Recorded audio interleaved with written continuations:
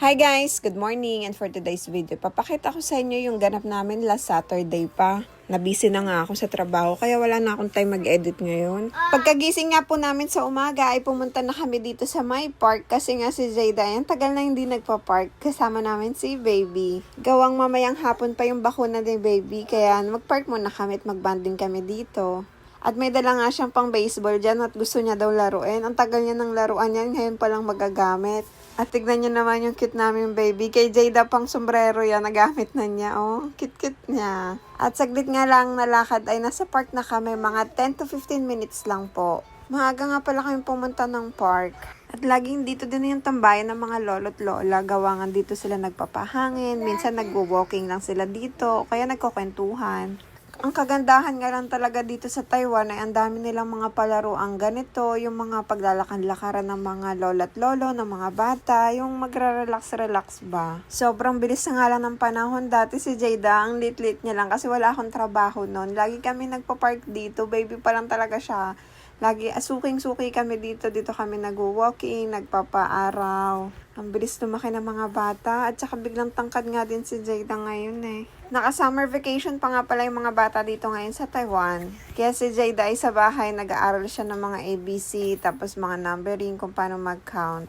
Gustong-gusto na nga ni Jada pumasok ng school, gawa nga naboboring na siya sa bahay namin. Kasi dun sa school, ang dami nila activities ginagawa, tapos naglalaro sila. After nga po pala mag-park, dumiretso kami dito sa may katapat ng bahay na bilihan ng almusal. Kasi gusto niya daw kumain ng yung noodles nila.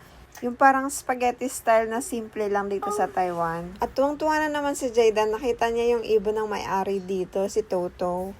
Gustong-gusto nga nito magka-ibon kaso nga parang kawawa lang kasi nga baka mamatay lang yung ibon gawang hindi maalaga ang maayos. Tapos dagdag pa trabaho, linisin, pakain.